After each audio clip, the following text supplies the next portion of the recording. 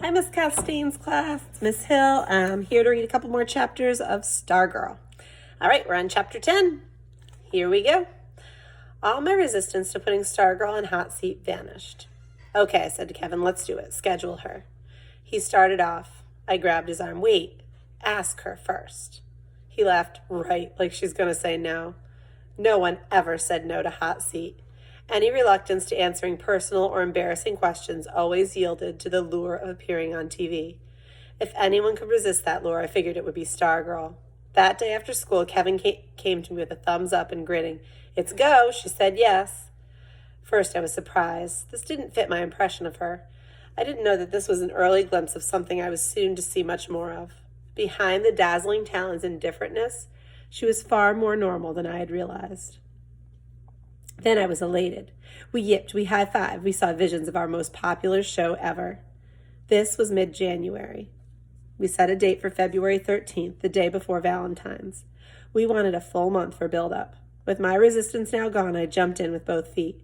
We planned a promo campaign. We got art students to do posters. We jotted down questions for Kevin to ask in case the jury ran out. Fat chance of that happening. We didn't have to post the usual jury notice. Dozens of kids volunteered. And then things changed again.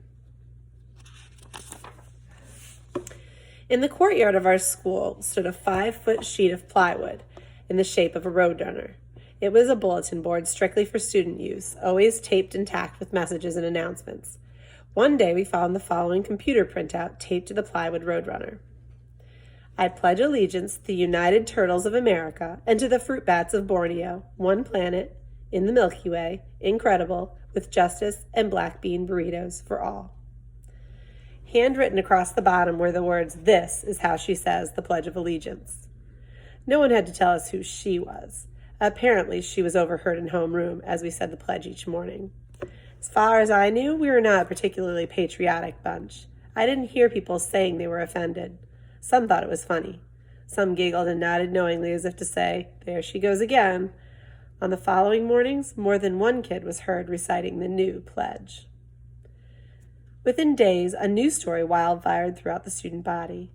A senior girl, Anna Grisdale, lost her grandfather after a long illness. The funeral took place on a Saturday morning. For a while, everything seemed routine. The crowd of people at the church, the line of cars with their headlights on. The smaller group clustered around the grave for the final farewell. After the brief graveside service, the funeral director handed everyone a long stem flower. Upon leaving, each mourner laid his or her flower over the casket. This was when Anna Grisdale first noticed Stargirl. Through her own tears, Anna could see that Stargirl was crying also. She wondered if Stargirl had been at the church as well. Even more, she wondered why Stargirl was there at all. Could she have been friends with her grandfather without Anna knowing about it? Anna's mother asked her who the unfamiliar girl was. Afterwards, the mourners were invited to Anna's house for lunch. About 30 came. There was a buffet of cold cuts and salads and cookies. Stargirl was there chatting with members of the family, but not eating or drinking anything. Suddenly, Anna heard her mother's voice. It was no louder than the others, but it was different. What are you doing here? Sudden stillness, everyone staring. They were in front of the picture window, and Anna had never seen her mother so angry. Mrs. Grisdale had been very close to her father. They had built an addition to their house so he could live with them. She glared down at Stargirl. Answer me. Stargirl gave no reply. You didn't even know him, did you? Still, Stargirl said nothing. Did you?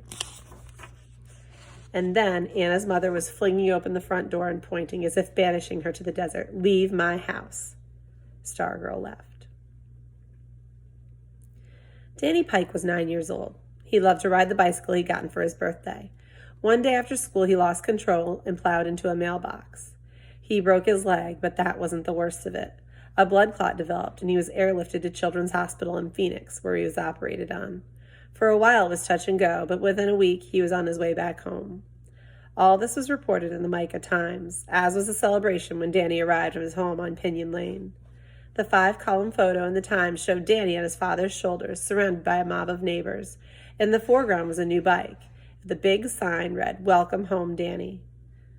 It wasn't until days later that the front page photo appeared on the plywood roadrunner. We gathered around to see if something we hadn't noticed before.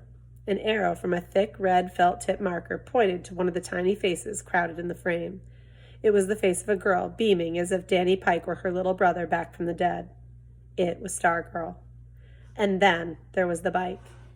The various members of the Pike family, parents, grandparents, etc., each thought someone else had bought Danny the new bicycle. Several days went by before they discovered, to their great surprise, that none of them had. So where did the bike come from? High schoolers who heard the story and saw the picture had a pretty good idea. Apparently the Pikes did not. The bike became the focus of a family squabble. Mr. Pike was so mad because nobody he asked would admit to buying the bike, and probably because he hadn't done it himself. Mrs. Pike was mad because no way, not for at least 1 year, would she allow Danny back on wheels. One night, the new, still unridden bike wound up at the Pike's front curb with the trash cans. By the time the trash collector came the next day, it was gone. Danny got a BB gun instead. The Pledge of Allegiance, the Grisdale funeral, the Danny Pike affair. These things were noted, but they had no immediate impact on Stargirl's popularity at school. Not so with cheerleading and the boys' basketball season. Right, I will read chapter 11. During the first quarter of each game, Stargirl went over to the visiting section and gave them a cheer. She began with an exaggerated ball-bouncing motion. Dribble, dribble, sis, boom, bite, bibble. We don't bite, we don't nibble. We just say, howdy, friends. 2 thumbs up pointed at her chest. We're the electrons. Points them to you. Who are you? Turns her head to side and cups her ear. A couple of visiting cheerleaders, maybe a fan or two, would call back Wildcats or Cougars or whatever, but most of them just gaped at her as if to say, who is this? Some of her fellow cheerleaders were amused. Some were mortified. At that point, the only crime Stargirl could have been accused of would be corniness, but she didn't stop there. She cheered whenever the ball went in the basket, regardless of which team shot it. It was the strangest sight. The other team scores, and the Maz crowd sits glumly on their hands, while Stargirl alone pops up cheering. At first, the other cheerleaders tried to suppress her. It was like trying to calm down a puppy. When they gave her the pleated skirt, they made a cheerleader they had never imagined. She did not limit herself to basketball games. She cheered anyone, anything, anytime. She cheered the big things, honors, election winners, but she gave most of her attention to the little things. You never knew when it would happen. Maybe you were a little 9th grade nobody named Eddie. As you're walking down the hall, you see a candy wrapper on the floor. You pick it up and throw it in the nearest trash can, and suddenly there she is in front of you, pumping her arms, her honey hair and freckles flying, swallowing you whole with those enormous eyes, belting out a cheer she'd made up on the spot, something about Eddie, Eddie in the trash can, teaming up to wipe out litter. A mob is gathering, clapping hands in rhythm, more eyes on you than all the previous days of your life combined. You feel foolish, exposed, stupid. You want to follow the candy wrapper into the trash can. It's the most painful thing that's ever happened to you. Your brain keeps squirting out a single thought, I'm going to die, I'm going to die. And so, when she finally finishes and her freckles settle back on the bridge of her nose, why don't you? Why don't you just die? Because they're clapping for you, that's why. And who ever heard of dying when they're clapping for you? And they're smiling at you. And people who never even saw you before are smiling and slapping your back and pumping their hands. And suddenly it seems like the whole world is calling your name. And you're feeling so good you pretty much just float on home from school.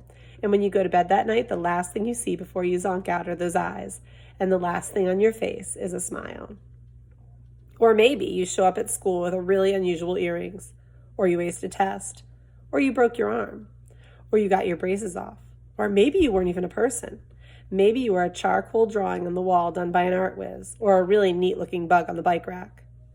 We wagged our heads and agreed what a goofy girl this was, maybe even officially crazy. But we walked away smiling, and maybe not saying, but all thinking the same thing. It felt good to get credit. And if this had been any other year, things might have gone on just like that. But this was the year that something unbelievable was happening on the basketball court. This was the year the team was winning, only winning, and that changed everything. Early in the season, no one noticed, except for the girls' tennis. We'd never had good teams in anything. We expected to lose. We were comfortable with losing. In fact, most of us were oblivious to it, since we didn't even attend the games. The year before, the basketball Electrons had won only 5 of 26 games. This year, they won their 5th game before Christmas. By early January, they won their 10th, and people began to notice that there was still a 0 in the losses column. Undefeated blared a sign on the Plywood Roadrunner. Some said we were winning by accident. Some said the other teams were simply more rotten than we were. Some thought the sign was a joke. One thing was certain, attendance was up. By the start of February, the winning streak had reached 16, and there wasn't an empty seat in the gym. But something even more interesting was happening. Suddenly, we were no longer comfortable with losing. In fact, we forgot how to lose. The transformation was stunning in its speed, and there was no apprenticeship period, no learning curve. No one had to teach us how to be winners. One day we were born indifferent, satisfied losers. The next day we were rabid fanatics, stomping in the grandstand, painting our faces green and white, doing the wave as if we'd been perfecting it for years. We fell in love with our team. When we spoke of it, we used the words we instead of they. The leading scorer, Brent Ardsley, seemed to have a golden glow about him as he moved throughout the school. And the more we loved our team, the more we hated the opposition. We used to envy them. We even applauded them despite our own hapless team. Now we detested the opposition and everything about them. We hated their uniforms. We hated their coaches and their fans. We hated them because they were trying to spoil our perfect season.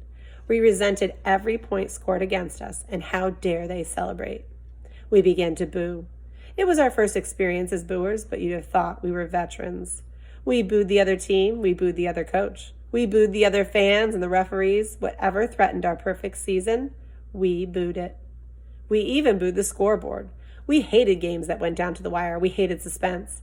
We loved games that were decided in the first 5 minutes. We wanted more than victories. We wanted massacres. The only score we would have been totally happy with would have been 100-0. And right there in the middle of it all, in the midst of this perfect season mania, was Stargirl, popping up whenever the ball went through the net, no matter which team scored, cheering everything and everybody. It was sometime in January when calls started flying from the stands. Sit down. Then came the boos. She didn't seem to notice. She did not seem to notice. Of all the unusual features of Stargirl, this struck me as the most remarkable. Bad things did not stick to her. Correction, her bad things did not stick to her. Our bad things stuck very much to her. If we were hurt, if we were unhappy or otherwise victimized by life, she seemed to know about it and to care as soon as we did. But bad things falling on her, unkind words, nasty stares, foot blisters, she seemed unaware of. I never saw her look in a mirror and never heard her complain. All of her feelings, all of her attentions flowed outward. She had no ego. The 19th game of the basketball season was played at Red Rock. In previous years, cheerleaders had outnumbered Micah fans at away games. Not now. The convoy rolling across the desert that evening stretched for a couple of miles. By the time we were seated, there was barely room for home team fans. It was the worst slaughter of the year. Red Rock was helpless. By the start of the fourth quarter, we were ahead 78-29. The coach put in subs. We booed. We smelled 100 points. We wanted blood. The coach put the starters back in. As we howled and thundered in the stands, Stargirl got up and walked from the gym. Those of us who noticed assumed she was going to the restroom. I kept glancing towards the exit. She never returned. With 5 seconds left in the game, the Electrons scored the 100th point. We went nuts. Stargirl had been outside the whole time chatting with the bus driver. The other cheerleaders asked her why she left. She said she felt sorry for the Red Rock players. She felt her cheering was only making the massacre worse. Such games were no fun, she said. Your job isn't to have fun, they told her. Your job is to cheer for Micah High, no matter what. She just stared at them. The team and cheerleaders rode the same bus. When the players came out of the locker room, the cheerleaders told them what had happened. They devised a trick. They told Stargirl that someone had forgotten something in the gym. Would she please go get it? With Stargirl gone, they told the bus driver everyone was aboard, and the bus made the 2-hour return trip without her. The Red Rock custodian drove her home that night. Next day in school, the cheerleaders told her it was all a big misunderstanding and acted as if they were sorry. She believed them. The next day was February 13th, the hot seat. All right, I am going to stop there. We're on chapter 12, and I hope you all have a great evening. I'll see you next time. Bye.